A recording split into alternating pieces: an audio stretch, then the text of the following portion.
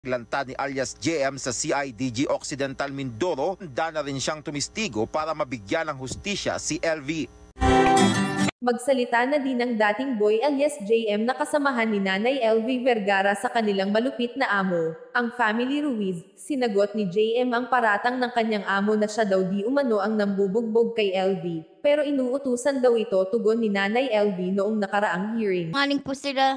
Hindi po yan totoo, sinungaling. Anong totoo?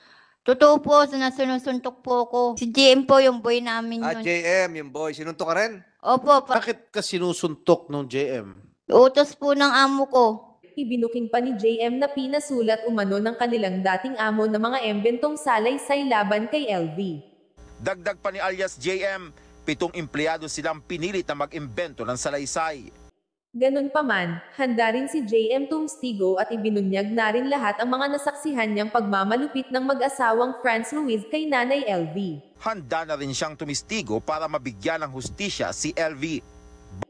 Dagdag pa ni alias JM, 7 empleyado silang pinilit nag-imbento ng kasinungalingang salaysay laban kay LV. Sa ngayon ay tinutuntunan ng CIDG ng Occidental Mindoro ang mga pangalang nabanggit ni JM. Tinutuntunan ng CIDG Occidental Mindoro ang mga pangalang binanggit ni alias JM.